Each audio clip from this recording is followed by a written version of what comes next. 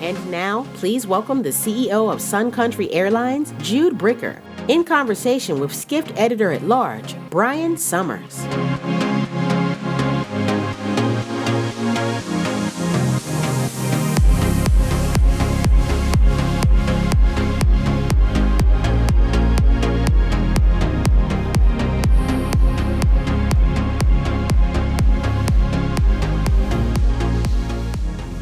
Hi, Jude.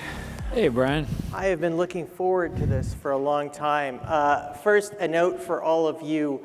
We're taking audience questions on the app, and I want you all to know that Jude is one of the only CEOs I've ever met who answers almost every question honestly.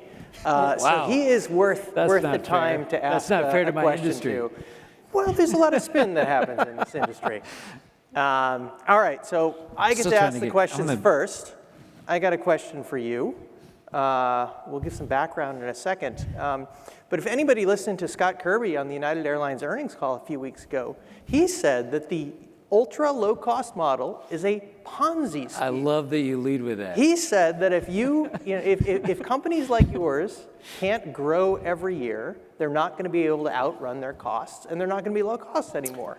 Are you running a Ponzi scheme, sir? I like your question on the back of your intro, which said that, about airline CEOs in general. Scott's always had the best model that you could possibly have in airlines when he was with America West and American and now United. It's always the perfect one. I think that Scott has disparaged the ULCC space for many years, not just with the pilot situation we're in now. Look, a couple things. One is, no, we're not. I think what he's getting at, which is I think really interesting, is that do ULCCs depend on growth in order to maintain their cost structure? In the case of Sun Country, we don't. I mean, we're a mature maintenance organization. We buy used airplanes. Our cost structure, keeping it low, isn't dependent on adding new airplanes and new pilots and keeping juniorization. The company's been around for 40 years, so no, in that regard. I think what also might be interesting is is the demand for ULCCs changing with all the things that we've talked about, like de-peaking of demand, mobile workforce, tight pilot situation, and no, I mean, fares are still the primary decision point for most travelers as they buy airfares. So there's a place for ULCCs. It's a rapid growth segment of the U.S. aviation market. It just hasn't changed over. So that was Scott Kirby being Scott Kirby. We love him. Yeah. I'm a huge fan, by the way. All right, I wanted to ask you about what you're talking about, peak and off-peak. Yeah. You worked at Allegiant before Sun Country. You've always been at airlines that have essentially parked airplanes on Tuesdays and Wednesdays when the demand wasn't there. You worked in an industry that had certain patterns of demands, and now there are a lot of people, including Robert Isom from American this morning, who say the old patterns of demand are gone and people are traveling 7 days a week. What do you think? I got a lot to say on that. The first thing I'd say is we're 7 months into the recovery. So everybody should just pump the brakes a little bit on making forever judgments off 7 months of data. I'm not naive to think that Zoom and team haven't fundamentally changed the way we work. That's true. But also what's happened in that 7 month period, as was talked about several times up here today, is that we don't have enough seats in the market, so fares are really high. High fares change people's behavior. I believe many people are traveling on Tuesday today because they can't afford to travel on the weekend. Peak fares are still really high compared to off-peak fares. As a percentage, we've seen off-peak increase more than they have in peak, but on a dollar basis, it's relatively the same. As I plan the airline going forward, I'm not reconfiguring all my airplanes so that I can add more high product seats to take advantage of the bleisure customer. That's not in the plans. I'm not planning on a gigantic September 2023. I think what we're going to see is a reversion to the mean with the caveat that we do have a lot more mobile workforce, and that will blur the edges that were relatively, sternly defined in the past. Also, I don't think it's fair to characterize my experience, my strategy as an airline executive as not flying Tuesdays. The focus is about demand-driven dispatch, and that's about being very finite and specific about dispatching an airplane on the best use of that airplane at that moment in time. And in the context of that, I think it's a superior model. There's a couple ways to make money in airlines. You can be the low-cost provider. That's Ryan and Wizz and Indigo India and certainly Frontier and Spirit. You can be gigantic, or you can do something no one else can do. And that really is our secret sauce here, is demand-driven dispatch. Try to find opportunities across the calendar that we can get this really high returns, and that's what we've been able to demonstrate. So one thing that you've done to try to kind of reduce the peak and off-peak periods is you have a deal with Amazon to fly packages. You do a lot of charter stuff. Yeah. Has there ever been any part of you looking at the demand patterns right now say, oh no, I really should have these airplanes available for passenger service? Are you happy with the charter and the... No, passenger service is the best thing that we have going for us right now, scheduled passenger service. And I would love to be able to sort of be absolutely dynamic and change cargo and particularly our track programs, which are long-term contracts. But I think on the whole, we intend to outperform the industry sort of in all environments. So I need to make long-term bets on cargo and track programs, which comprise, so I have 54 airplanes, 17 of them, about a third, are devoted to these long-term contract programs, which provide good margins, stable economic, stable economics, and pass-through economics, importantly. So fuel and all that stuff is pass-through. And so we're making the long-term bet. When we did the cargo program in 2019, it was to address the fundamental strategic challenge that Sun Country has had in our 40-year existence, which is, how do I be really big when things are really good without breaking the bank when things are bad? So think of like a spectrum of 365 days of operating opportunities. There's like the obvious stuff that everybody makes money on in all environments, starting with the Sunday after Thanksgiving, holiday travel, March weekends. There's like 100 awesome days in every airline's calendar. There's 100 awesome days. And then there's 100 really crappy ones. And that's like starting with the Tuesdays in September. And then there's, the middle is where we adjust capacity up or down based on inputs like fares, fuel, et cetera. And so the challenge we had is our awesome days were really, really good. And to add capacity on those days, we couldn't sink our off-peak days even worse. And so cargo is the solution to that because it's absolutely flat. And that's why we went into it. It just so turned out, we entered into a deal with Amazon in late 19 and started flying just after COVID hit. So it was better than we thought it was going to be for sure, just because of when we started it up. But the fundamental reason of going into it is still very valuable to us today, and it just helps de-peak the schedule. And it allows me to be, we have the lowest CASM in the industry. It depends on how you measure it somewhat, but we do a lot of charter flying into FBOs. We do a lot of high-cost flying by choice, but I'd say scheduled service in and out of Minneapolis, we're as low cost as anybody in the industry. And we do that with a July schedule that's 3 times bigger as a September schedule.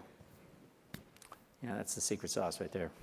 So if coming into COVID, there were 100 days a year that were crappy for an airline. You talked about not making any decisions based on 7 months of data, but do you think there are going to be fewer than 100 crappy days? No, it's still crappy. The fuel prices. Let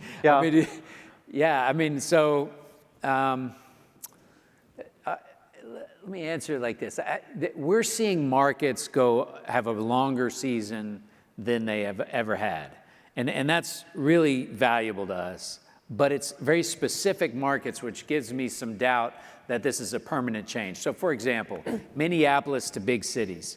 Minneapolis, the big city for us at Sun Country, is mostly about VFR traffic in the summertime. Memorial Day to Labor Day, Minneapolis to Boston, New York, DC Metro, Dallas Metro, Houston, Indianapolis, Cincinnati, LA, San Francisco, Portland, SeaTac, all those markets had always been really good for us, and the traffic tended to end around Labor Day. This year, those markets were really great into September. I think primarily the reason that happened was the resurgence in business customers brought the fares up, and we were able to continue to fly under those fares profitably for longer. I don't think you're going to see, though, that particular dynamic be permanent, is my view. I mean, the resurgence in business customers has been great, but ultimately the Deltas and Uniteds and American will be able to grow into that demand, and they're going to make September crappy again. All right, I wanted to ask you a little bit about the Minneapolis hub. You made a big announcement about new routes this week. I think there were more than 10. Just 3 of them, JFK, Charlotte, and Detroit. Do anybody know what those have in common? John Kirby, you know what those have in common? No? No, those are, this is a big Delta hub, as John said. Why make the decision to grow in Minneapolis where you have a hub carrier that can really cause some damage to you if it wants to? First of all, Brian, thanks for asking the question. And I hope there's Delta out there that I can't call, but I can tell you right now. We're trying to turn Minneapolis into a 2-airline market. If you pay with your own money, you fly Sun Country. If you fly on a corporate contract, you fly Delta. Delta's about 70% of the seats. If you have a business contract, you're probably flying Delta. The transition of Sun Country, when I got there, a big part of that was remove the competitive nature of Sun Country to Delta. Delta will win those contracts. Delta has the breadth. Delta's a great airline. They have great operations and a great product. But those markets are currently served either exclusively by Delta or with Delta with a carrier that's focused on bringing people into Minneapolis. And so I think there's an opportunity to be additive to those markets, focused on VFR customers or customers paying with their own money and therefore care what they pay, to be able to provide a travel alternative. All of those markets that we announced are seasonal. We're very focused on the leisure traveler that tends to fly those kind of markets between Memorial Day and Labor Day. Those seats will be redeployed into leisure markets in the wintertime that are more traditional into Florida, Mexico, Caribbean, Southern California, desert destinations like Vegas and Phoenix. But these summer, Minnesotans don't have a real good option for nonstop travel to many of these destinations at low fare.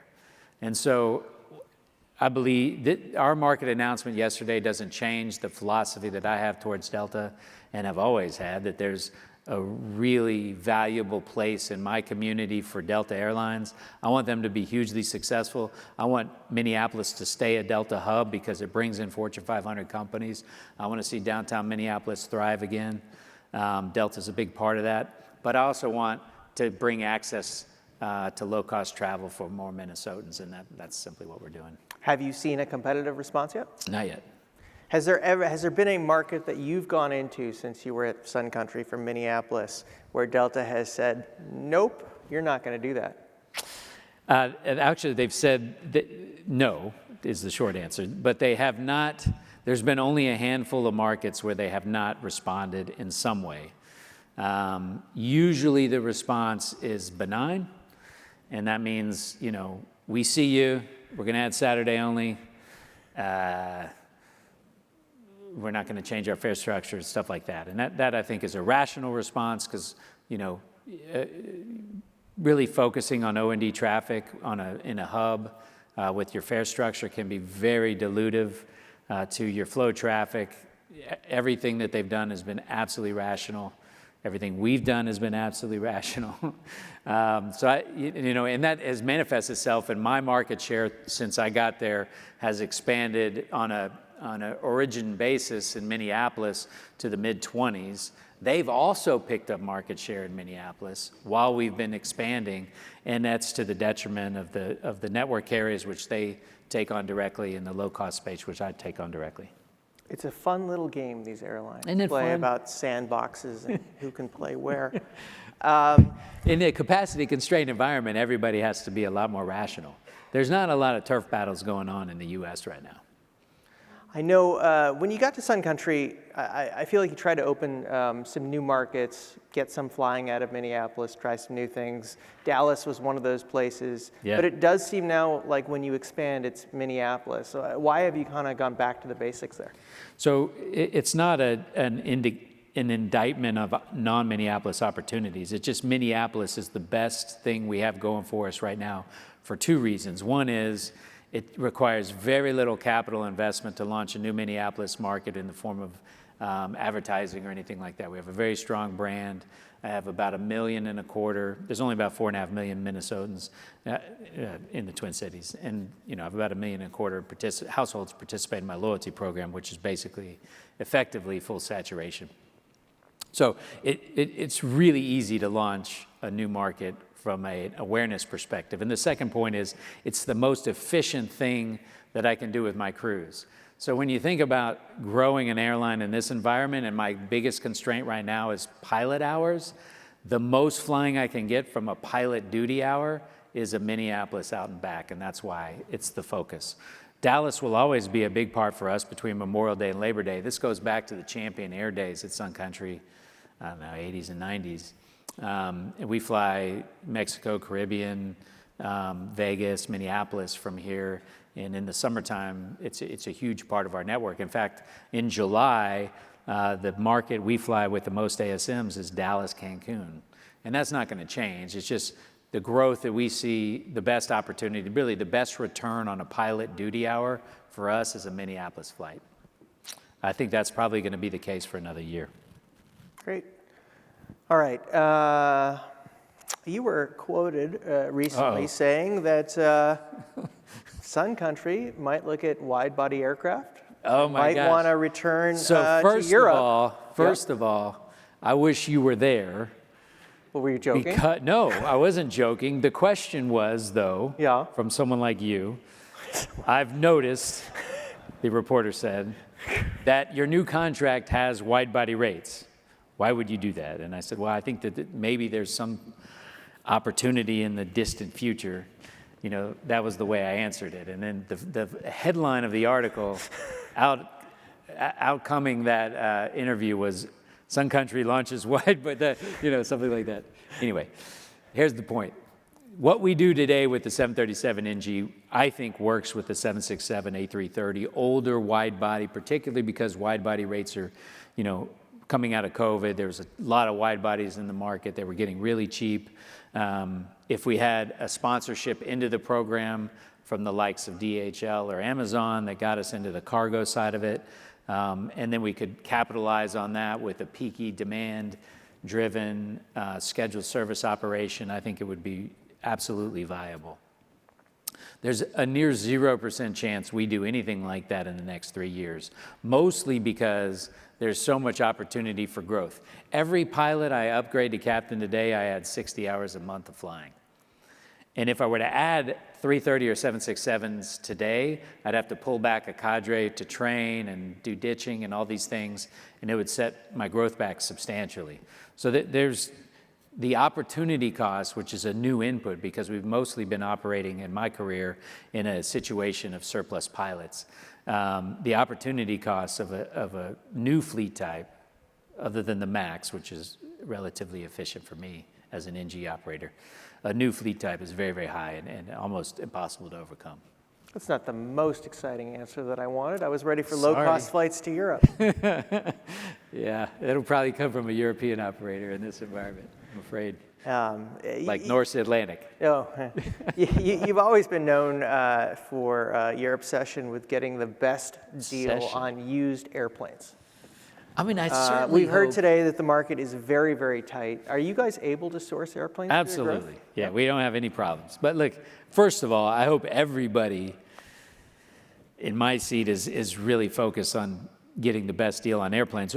Our issue is that we want to be low cost at low utilization at the same time, because I think the trade-off of an increased unit revenue from a lower utilization is really powerful.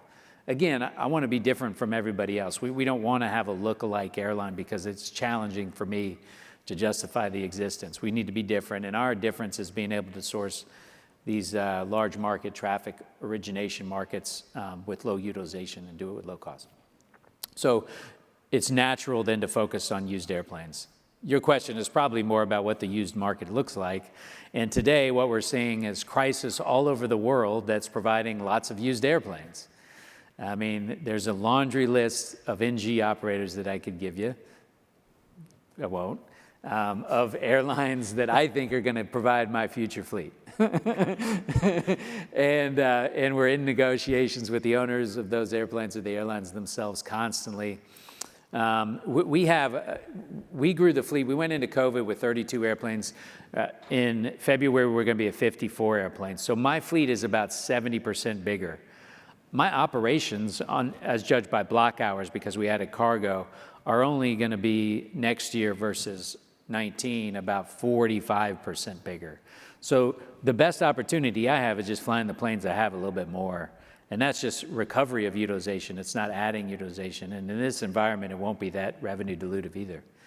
So, the point is we don't need a lot of additional airplanes. Our most recent deals have come from the Norwegian bankruptcy, and we're taking on 5 airplanes from those. We see a steady supply of lease returns. I'd certainly agree with Steve's comments earlier about airlines are extending leases a lot more commonly than they had because of delays in new deliveries, but that doesn't relieve the problems of some of the Southeast airline, Asia carriers, the ACMI operators that are really struggling in this environment. I think there's gonna be plenty of capacity. Even Maury Gallagher at Allegiant finally bought new airplanes. You could do it. Yeah, I could do it. And I've done it in the past, I'll remind you. I did buy new airplanes at Allegiant too. I think that there's a challenge with just getting a big used fleet. Like at some point, the complexity of used airplanes is a limiting factor. On a percentage growth basis, you're going to have to continue to add more incremental units every year to keep that percentage growth going. I can add about a plane a month, full bore. I don't think I'm going to be able to add more than that as we get bigger. So it will become a constraint in growth, but I think we can double with the used fleet. I think we can get 100 airplanes. I think all that's going to be fine with the 737 NG 800 as the core of what we do. I think we're many years away from making that jump. And by the way, by then there's going to be used Maxes, so it'll be a bigger marketplace. So, the joke is, it's not a joke necessarily. I understand why they want it, but pilots want to fly the newest, shiniest, biggest airplanes. It's a tight pilot market now. Are you able to attract the pilots that you need? Yeah, so we're getting, I thought it was interesting, there was a comment earlier, a couple sessions ago about just a training gap. That is my situation distilled. We're getting plenty of pilots. I started hiring before everybody because we had the cargo market going. We did a new pilot deal. The top of scale into contract rate for my captains is higher than Delta's on the 737. Obviously they're going to leapfrog us, I think, soon. It seems like. So, we pay for that. When I'm talking to potential new hire pilots, it's about quality of life, rapidity of growth so that you can get promoted very rapidly. The guy talking up here before was talking about 8 years to captain upgrade. I got captains that work for me for 12 months and they're moving to the left seat. So, that's the kind of stuff that I can offer. And I think, it used to be, I think if you were going to go work at Sun Country like 15, 20 years ago, you'd be really worried about can I make a career here? Sun Country's not going anywhere. We have the best, the last 12 months we made widest margins. We're public now with a strong balance sheet. So I think we've got a lot to offer the pilot community. That's manifesting itself, and all my new hire classes are full. In fact, if you wanted to work for us as a pilot, I probably couldn't put you into a class for the next 4 months. Our issue today is about captain upgrades, which is a voluntary process, and it's just about being able to hold a seniority level that you can hold a quality schedule. And so it's interesting to me, as being in this airline industry for a long time, pay is way up there now. And the difference between an FO pay and a captain pay is still 70%. I mean, it's a much more lucrative job, but quality of life has become much more centric to decision making, not just for pilots, but sort of across all my employee groups. It's really interesting that that's become such a focus. And a junior captain, you know, it's you're junior again, and so the mindset of our pilots is really about getting better schedules. And there's a lot we can do, a lot we got going on to make it better, you know, but mostly it's growth. Thank you, Jude. I'm afraid we did not get any audience questions. Does that mean that we don't have time, or does that mean that there wasn't any? That means there wasn't any. Oh, I know. that's kind of disappointing, right? Yeah, that is a bummer. Thank you so much for the time, Nice Jude. to It was see you, great. Brian. Yeah.